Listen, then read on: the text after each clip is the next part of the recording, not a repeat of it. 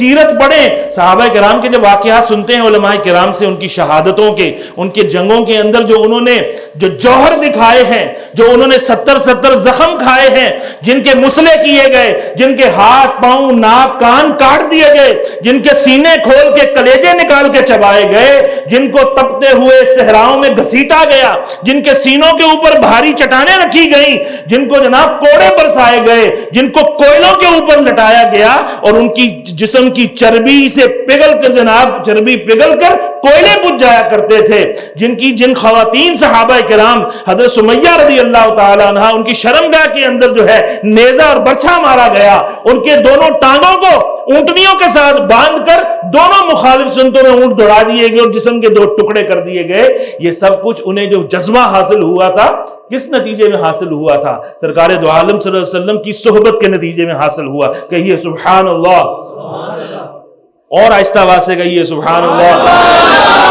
ان کی قربانیاں دیکھیں کہ جناب انہوں نے اپنی جانیں دیں، رسول اللہ علیہ السلام کی خاطر انہوں نے اپنی جانوں کے نذرانے پیش کیے، اپنا وطن چھوڑا، اپنا مال قربان کیا، اپنی اولاد قربان کی، اپنا شہر، اپنی زمینیں، اپنی سواریاں، اپنے اثاثے سب چھوڑ چھاڑ کر امیر کبیر صحابہ کرام اور ایسے بے سر و سامانی کے عالم کے اندر مدینہ طیبہ ہجرت کر گئے۔ جہاں پر دینے والے تھے وہاں جا کر لینے والے بن گئے، کہ وہاں پھر وہ جو اللہ کے رسول صلی اللہ علیہ وسلم نے عقد مواخات کرایا اور صحابہ کو صحابہ کا بھائی بنایا، انصار صحابہ کو مہاجر صحابہ کے ساتھ جو ہے ان کا اس طرح سے جوڑا جوڑا بنایا، یہاں تک کہ وہاں کے انصاری صحابہ ایسے بھی تھے کہ انہوں نے کہا کہ میری 2 بیویاں ہیں اور جناب ان میں سے میں ایک کو طلاق دے دیتا ہوں، جس کو تم چاہو دوسری سے تم نکاح کر لو۔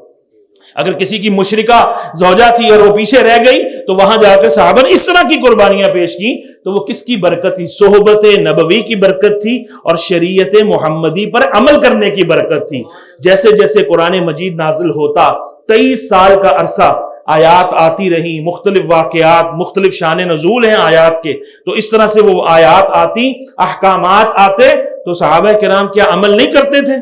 بولیے، توجہ آپ کی ادھر نہیں ہے،